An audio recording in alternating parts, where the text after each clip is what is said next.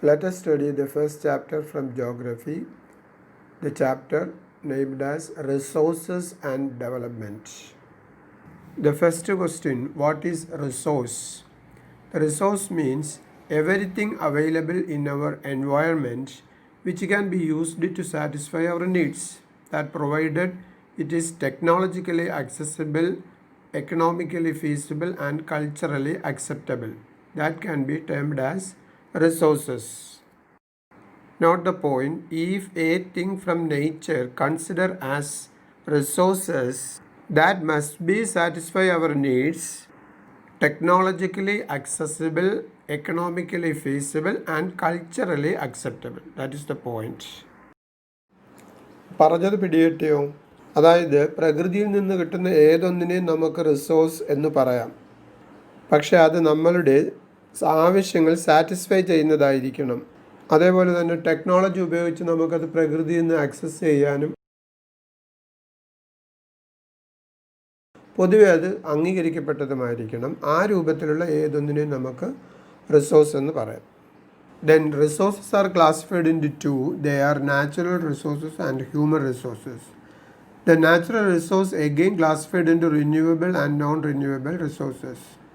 The classification of resources depending on some criteria. They are on the basis of origin, on the basis of exhaustibility, on the basis of ownership and on the basis of status of development. അതായത് റിസോഴ്സസുകളെ നമ്മൾ പലതായി classify ചെയ്തല്ലോ. ആ classify ചെയ്യുന്നതിനൊരു criteria ഉണ്ട്, അതായത് that means ഒരു മാനദണ്ഡമുണ്ട്. അതെന്താണെന്ന് വെച്ചാൽ on the basis of origin, അതെങ്ങനെയാണ് രൂപം കൊണ്ടത് അല്ലെങ്കിൽ ഒറിജിൻ്റെ ബേസിൽ ക്ലാസിഫൈ ചെയ്യും. പിന്നെ അത് എത്രത്തോളം ഉപയോഗിക്കാൻ കഴിയും എന്നതിനെ ബേസ് ചെയ്താണ് മറ്റൊരു ക്ലാസിഫിക്കേഷൻ. അതുപോലെ തന്നെ ഓരോ റിസോഴ്സസിൻ്റെയും ഓണർഷിപ്പ് അതിനെ ബേസ് ചെയ്തുള്ള ക്ലാസിഫിക്കേഷനുണ്ട്.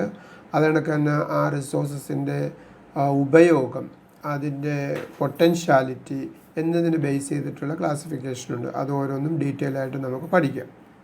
First one, on the basis of origin. According to the origin, the resource classified into two. They are biotic resources and abiotic resources. Biotic resources are obtained from biosphere and have life. Example, human beings, flora and fauna, fisheries, livestock, etc. Similarly, abiotic resources are that resource that extract from non-living things in the nature, that are called abiotic resources. For example, rocks and metals. അതായത് റിസോഴ്സസുകളെ ജീവനുള്ളതെന്നും ജീവനില്ലാത്തതെന്നും അങ്ങനെ രണ്ടായി തിരിക്കാം. ജീവനുള്ള റിസോഴ്സസുകൾ എന്ന് പറഞ്ഞാൽ നമ്മൾ മനുഷ്യർ, ബാക്കിയുള്ള ജന്തുജാലങ്ങളൊക്കെ തന്നെയാണ്. അബിയോട്ടിക് റിസോഴ്സസ് എന്ന് പറഞ്ഞാൽ നമ്മൾ സാധാരണ ഉപയോഗിക്കുന്ന മിനറൽസുകളും മറ്റു വസ്തുക്കളെയുമാണ് ജീവനില്ലാത്ത റിസോഴ്സസുകൾ എന്ന് പറയുന്നത്. Another classification that based on the exhaustibility. They are renewable resources and non-renewable resources. Renewable resources are those resources which can be renewed or reproduced by physical, chemical or mechanical process. It is also called replenishable resources. Example, sunlight, wind energy, water, അതുപോലെ forest, wild life, അതുപോലുള്ള സംഗതികൾ. Non renewable resources is natural resources that cannot be readily replaced. That means the formation of these resources required A very long geological time. Example, minerals and fossil fuels. These resources take millions of years in their formation. These resources cannot be recycled and get exhausted with their use. അതായത് renewable resources എന്ന് പറഞ്ഞാൽ പ്രകൃതിയിൽ എപ്പോഴും ഉണ്ടായിക്കൊണ്ടിരിക്കുന്ന റിസോഴ്സസുകളാണ്. അതായത് സൂര്യപ്രകാശം, കാറ്റ്, ജലം, forest, ഇതൊക്കെ ഉപയോഗിക്കുന്നതിനനുസരിച്ച് തീർന്നു പോകുമെങ്കിലും വീണ്ടും വീണ്ടും അത് പ്രകൃതിയിൽ ഉണ്ടായിക്കൊണ്ടിരിക്കും. അതേസമയം നോൺ റിന്യൂവബിൾ റിസോഴ്സസ് എന്ന് പറഞ്ഞാൽ അത് ഒരു കാലത്തുണ്ടായതാണ്, പ്രകൃതിയിൽ ഒരു കാലത്തുണ്ടായതാണ്, പിന്നീട് അതിൻ്റെ ഫോർമേഷൻ നടക്കില്ല.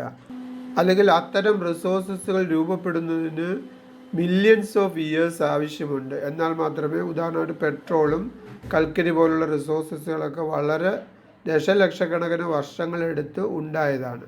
സൂര്യപ്രകാശം ഉണ്ടാകുന്നത് പോലെയോ കാറ്റുണ്ടാകുന്നത് പോലെയോ പെട്ടെന്ന് ഉണ്ടാകുന്ന റിസോഴ്സസുകളല്ല. Another classification on the basis of ownership. They are individual resources, community owned resources, national resources and international resources. Individual resources are owned by the individuals or private party. Community owned resources are owned by the community or village. These resources are accessible all the members of the community.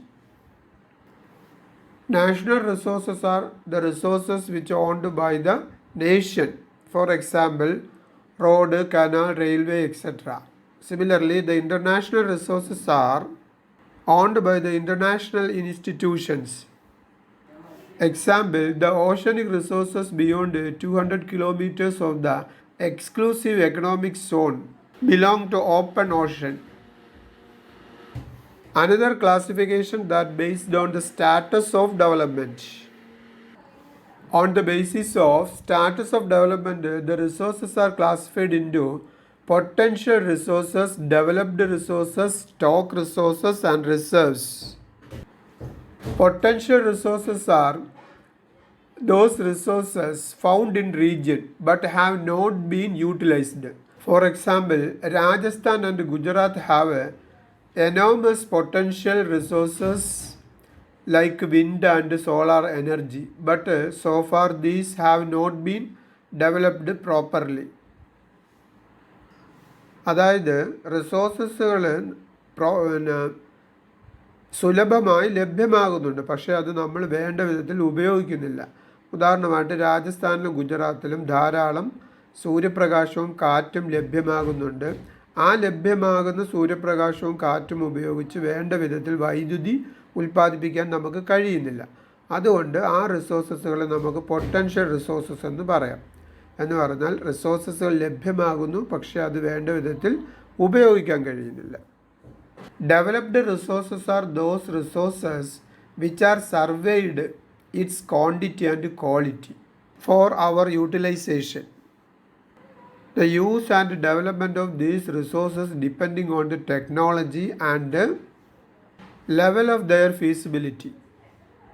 Developed resources എന്ന് പറഞ്ഞാൽ നമ്മൾ ആ റിസോഴ്സസുകൾ എവിടെയൊക്കെ ഉണ്ടെന്ന് കണ്ടെത്തിയിട്ടുണ്ട്, അതുപോലെ തന്നെ അതിൻ്റെ ക്വാളിറ്റിയും ക്വാണ്ടിറ്റിയൊക്കെ measure ചെയ്തിട്ടുമുണ്ട്.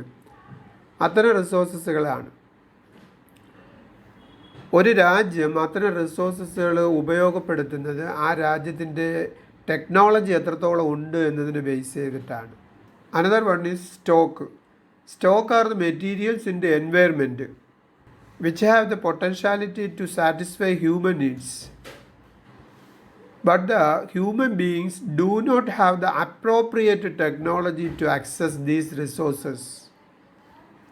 Four example, water. Water is a compound of two inflammable gases, hydrogen and oxygen, which can be used as rich source of energy. But we do not have a required technical know-how, so these consider as stock. അതായത് പ്രകൃതിയിൽ കാണപ്പെടുന്ന മെറ്റീരിയൽസുകളാണ് stock എന്ന് പറയുന്നത്. അത് മനുഷ്യ സമൂഹത്തിൻ്റെ ആവശ്യങ്ങൾ നിറവേറ്റാനുള്ള capacity ആ റിസോഴ്സസുകൾക്കുണ്ട്. പക്ഷേ അത്തരം റിസോഴ്സസുകൾ നമുക്ക് യൂട്ടിലൈസ് ചെയ്യാൻ പര്യാപ്തമായ ടെക്നിക്കൽ നോഹൗ, അതായത് ടെക്നോളജി നമ്മൾ ഇതുവരെയും കണ്ടെത്തിയിട്ടില്ല. Four example, water. വാട്ടർ എന്ന് പറയുന്നത് രണ്ട് ഇൻഫ്ലേമബിൾ ഗ്യാസസുകളായ ഹൈഡ്രജൻ്റെയും ഓക്സിജൻ്റെയും കോമ്പൗണ്ടുകളാണ്. അവയെ ഉപയോഗിച്ച് നമുക്ക് എനർജി ഉണ്ടാക്കാൻ പറ്റും, പക്ഷേ ആ ടെക്നോളജി നമ്മൾ ഇതുവരെയും കണ്ടെത്തിയിട്ടില്ല. At the same time, reserves are the resources, that is the subset of the stock which can be put into use with the help of existing technological know-how, but their use has not been started. These can be used for meeting future requirements. For example, the river water.